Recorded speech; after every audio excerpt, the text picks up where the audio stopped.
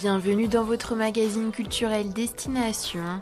Chaque mois, nous vous faisons découvrir le territoire berrichon à travers des vidéos d'un autre temps, un lieu, une exposition, un portrait, mais aussi un rendez-vous. Pour cette édition, c'est en poésie que nous avons redécouvert Gargilès, des vers tout simplement lus, en chanson ou encore en représentation. Ça s'appelle Nocturne mélancolie.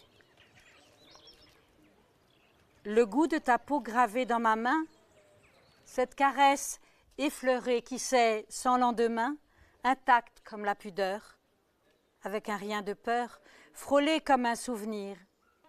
Que n'es-tu contre mon souffle blotti? Bienvenue à Gargilès. On est heureux d'accueillir beaucoup de monde, enfin dans la mesure des possibilités, bien sûr, en respectant toutes les règles sanitaires. Et c'est pour ça qu'on a fait un événement Printemps Poète cette année éclaté, un petit peu dans tout le village, un peu en déambulation, et en honneur bien sûr à notre Georges Sand, qui est quand même la grande personnalité du village, mais aussi à tous les artistes qui viennent et qui depuis des années. Et puis le Printemps des Poètes, ma foi, c'était quand même triste de ne pas faire ça. Malgré la conjoncture, il fallait redonner de la joie aux gens et puis faire en sorte avec cette compagnie qui vient de s'installer ici, ces jeunes comédiens qui sont formidables, de partir aussi de ce que voulaient les gens. Voilà, pas forcément refaire ce qu'on a fait pendant des années et avec la contrainte en faire quelque chose de mieux.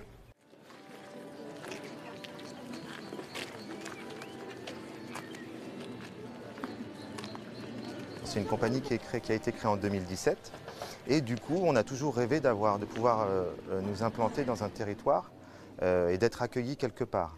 On a eu du bol parce que Gargilès a une grande tradition d'accueil artistique, culturel dans tous les sens et du coup on nous a tout de suite dit oui. Et on a rencontré les habitants, on a rencontré tout le conseil municipal, on a rencontré les gens aux alentours, on a découvert un peu où est-ce qu'on était et ça nous a tout de suite donné envie de participer en fait à la vie du village.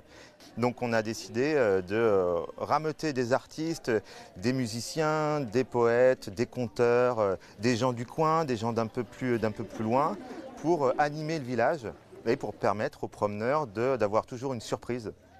Pendant 3 heures, de 14 h à 17 h 30. Il coupe à travers champs, tombe sur des chevaux sauvages, ne prennent pas le temps de détourner le pâturage, se sentent petits face aux géants, frêles face aux muscles saillants, impressionnés à leur bel âge, s'en approchent pourtant.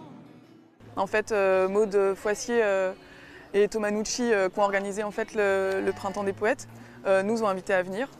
Et nous, ça tombait bien, parce que Goliath, on a des textes, on aime la poésie. Et puis, moi, j'avais presque envie de dire qu'on fait de la poésie dans Goliath. Les textes, voilà, on les écrit aussi comme ça. Le départ, en fait, c'est les textes. Même s'il y a les voix qui sont très importantes, en fait, c'est de la chanson. Donc, c'est de la poésie, en fait. Et aussi, on est venu retrouver le public parce que ça fait un moment qu'on ne l'a pas vu. On n'a pas joué depuis septembre en public. Voilà, ça commence à faire long. Fêter le printemps avec des amis. C'est vraiment par affinité en fait qu'on vient là. Et puis en plus, le village est magnifique. Supporter, sentiment déluge, se lie en moi, mon âme centrifuge. Forain allié, pour qu'il y ait un début avant la fin des nuits. Forain allié, malmené, sous des mains menues. J'habite dans le coin depuis à peu près 1 an. En fait, quand je suis arrivée juste avant le confinement. Donc c'est un grand plaisir pour moi de pouvoir enfin faire un petit peu de musique par ici, quoi. Et puis parce que ça fait 1 an qu'on chante, nous les artistes, pour nos murs, voilà, et le public nous manque terriblement. Et l'idée, c'était aussi de montrer qu'aujourd'hui, dans le respect des gestes barrières et sans faire prendre de risques aux gens, on pouvait quand même être dans le partage artistique. Et ça a fait un bien fou, en fait. Moi, ça m'a fait énormément de bien de pouvoir enfin partager à nouveau mes chansons, quoi. Est-ce qu'il y a encore un peu de feu tout au fond de mon ventre? sous ce monde qui gronde sa rage insatiable. Reverrai-je un peu de ces lumières sous ce tas de cendres, derrière les colères écarlates? Nous sommes partis à la rencontre de Loïc Le Goff, en pleine réalisation de Cthulhu, un poulpe géant en métal. Emprunté à l'écrivain fantastique américain Howard Phillips Lovecraft, ce monstre cosmique sera l'emblème de la prochaine édition de la Firemaster Convention, le festival de rock et métal de Châteauroux.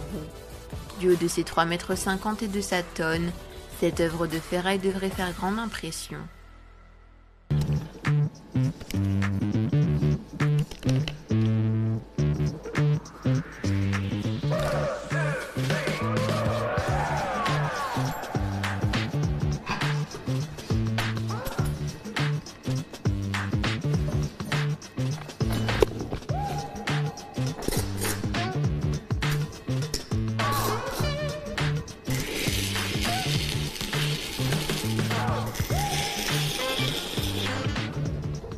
Et bien là, j'essaye de créer un monstre comme un Golgoth, en fin de compte un monstre cosmique qui vient s'endormir dans les eaux profondes des océans pour choper les navires et leurs équipages.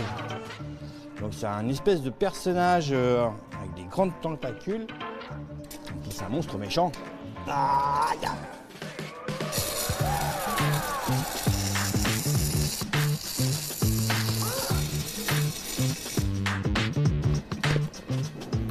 C'est Tonnerre Productions pour leur festival de métal de Châteauroux, la Firemaster, qui a lieu à la fin du mois, qui m'ont embauché pour créer ce monstre.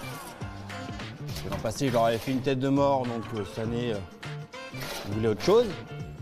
Donc Toulouse, en fin de compte, c'est un petit peu leur emblème, leur symbole.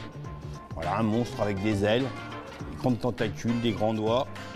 Il fera en tout 3,50 m. Et pas loin d'une tonne, je pense, parce que c'est quand même un gros bébé. Parce que là, avec ses gros doigts bien lourds, là, en fer à béton, ouais, pas loin d'une tonne. Je plains ceux qui vont le soulever. Ça sera pas moi.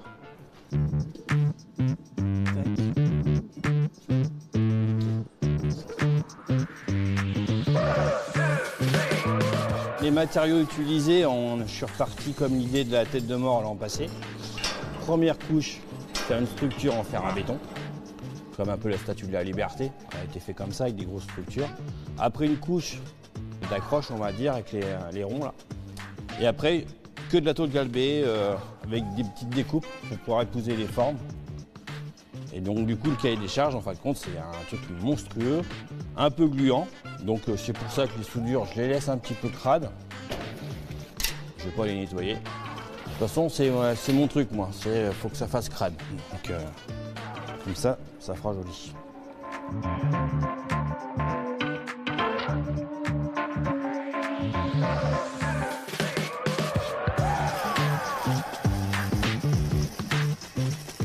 C'est un peu course contre la montre quand même. Hein. Là, je compte plus mes heures. J'ai commencé début février. Et là, on est mois d'avril, le 10. Ouais, 2 mois et demi déjà. Après, en heures de travail, c'est pas piqué du hanneton. Il y en a beaucoup là. Pour juste les 2 mains, 3 semaines de boulot.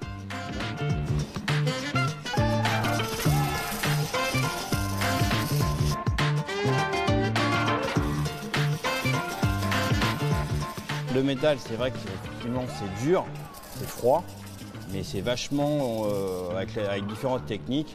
On peut le cintrer. Faire plein de choses avec la ferraille. Moi j'aime bien c'est ce côté vraiment sale et puis on peut faire plein de choses en fin de compte. Il faut juste savoir les assembler, puis c'est tout. Hein.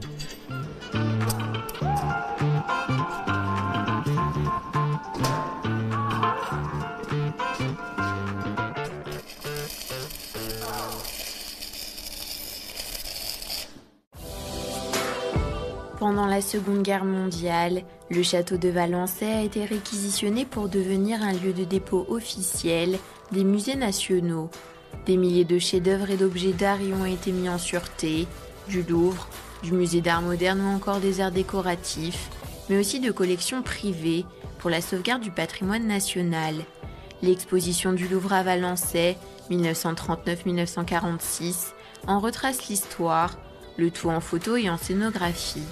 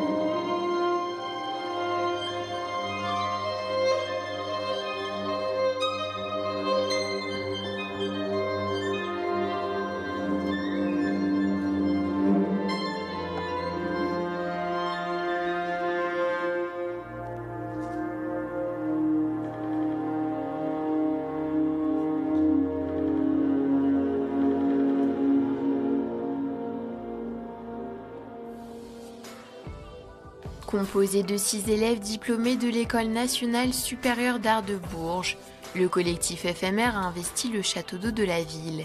6 artistes aux pratiques artistiques très différentes, réunis en un seul et même lieu. Des œuvres sonores, ludiques, dynamiques, influencées par les mythes, le désir de voyage, la crise sanitaire et le confinement. L'eau est partie, nos pieds restent ici et contemplent, est à découvrir jusqu'au 25 avril.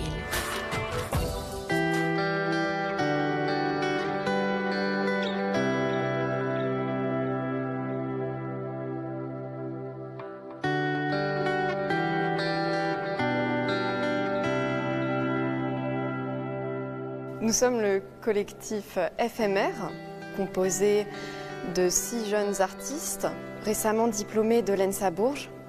On a choisi, en fin de compte, de continuer un lien avec l'école, c'est-à-dire d'entrer dans un post-diplôme qui s'appelle SAS, qui nous permet de rester en lien avec l'école, d'utiliser les ateliers et de rester en contact aussi avec les professeurs sans avoir la contrainte des cours.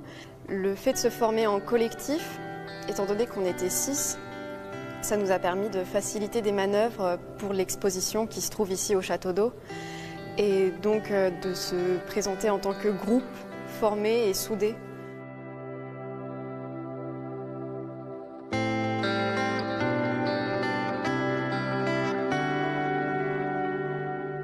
On a vraiment des pratiques très différentes les uns des autres. Pourtant, on a choisi de les réunir ensemble et de leur donner vie au sein du Château d'Eau, de voir comment les pièces pouvaient dialoguer.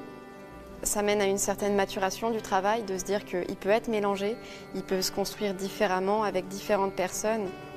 Ça nous amène aussi à accepter que notre travail a des formes multiples et qu'il faut qu'il vive avec les autres, avec ceux qui nous entourent.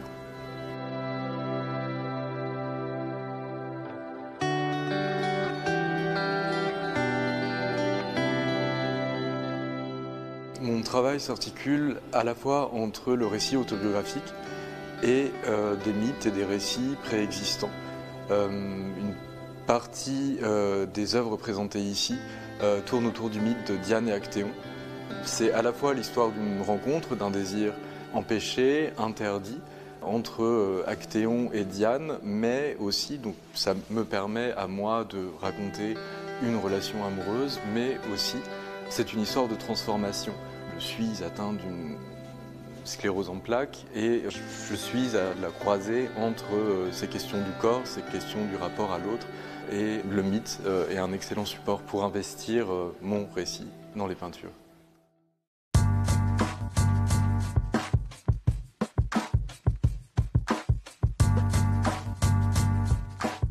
Alors ici on est devant numéro 10. C'est donc la 10e enceinte que je fabrique par une technique de broderie de fil de cuivre. En fait j'ai une pratique sonore depuis quelques années et j'ai beaucoup utilisé les haut-parleurs et les microphones comme acteurs de mes pièces.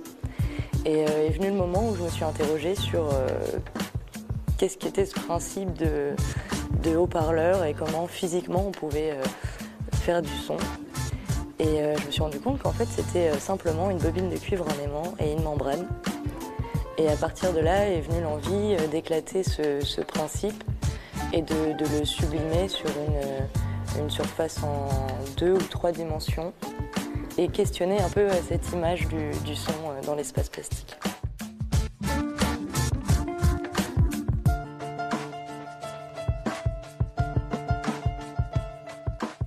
Il y a plusieurs pièces du coup, que je présente dans l'espace et l'une des pièces majeures que j'ai pensé, c'est par rapport à un nouveau cycle de travail que j'ai commencé cette année qui tourne en fait autour de la figure du voyageur et du questionnement que peut amener le fait d'être un voyageur, c'est-à-dire de se considérer comme tel en tant que philosophie de vie dans son esprit. Il y a un espace qui a été créé avec justement une vidéo de laquelle je pars en performance et par laquelle après je vais venir activer différentes pièces qui sont dans l'espace d'exposition. C'est ça qui était aussi intéressant, c'était de raconter ces interactions et de raconter le développement poétique qui peut être amené par la suite, c'est-à-dire sur ce regard du monde qui va permettre de comprendre l'intangible de ce qui peut être soi, ou d'essayer d'en raconter des fragments.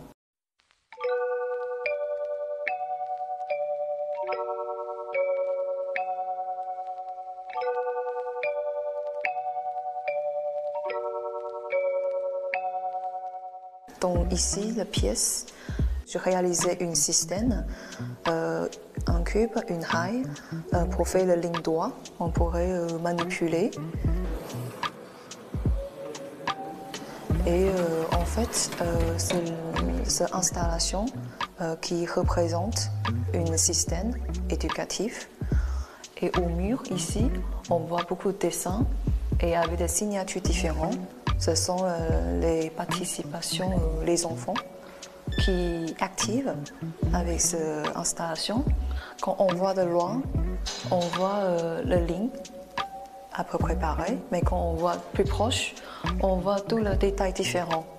Donc pour moi, c'est assez symbolique d'origine, nous sommes tous différents.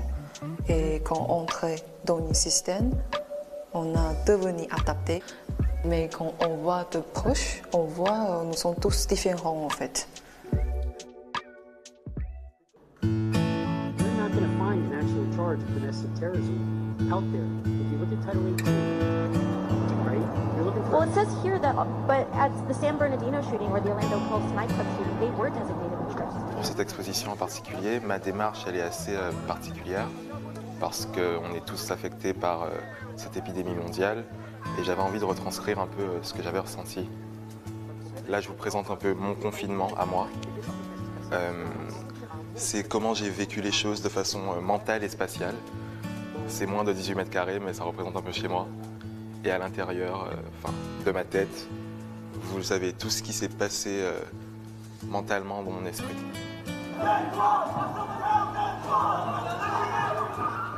Comme je suis quelqu'un qui collecte beaucoup d'informations et qui est assailli constamment par le flux d'informations continues, j'ai décidé de l'utiliser pour montrer à quel point ça pouvait être néfaste. Donc vous ne l'entendez pas en ce moment, mais il y a vraiment un brouhaha qui est constant, des vidéos qui ne sont pas forcément liées, mais qui datent toutes de la même période, qui sont projetées avec des captures d'écran, des extraits de presse, des tweets, énormément de données sur le coronavirus, mais aussi sur l'aspect politique.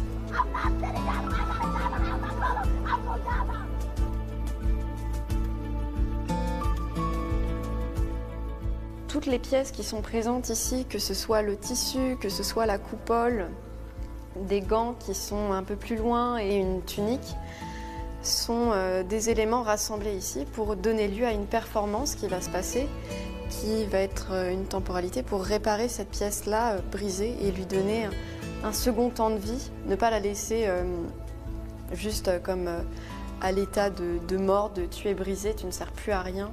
Mais comment est-ce que je peux aussi la réutiliser, la réinterpréter et reprendre, reformer ces pièces-là.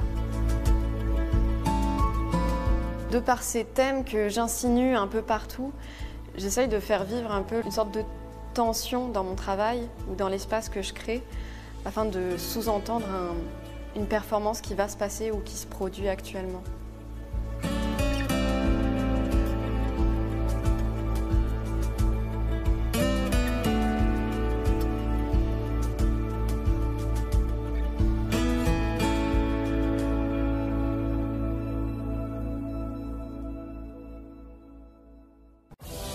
Plein cadre sur le réalisateur amateur Joseph Limousin, dont les images sont conservées au pôle patrimoine de Cyclique à Issoudun. C'est avec une caméra 16 mm Kodak Movie mécanique que le Castelroussin expérimente le cinéma. Cofondateur du Caméra Club de l'Indre en 1947, il se caractérise par une grande technique et un bon sens de la lumière. En résultent des images des traditions et événements du territoire berrichon d'une grande qualité.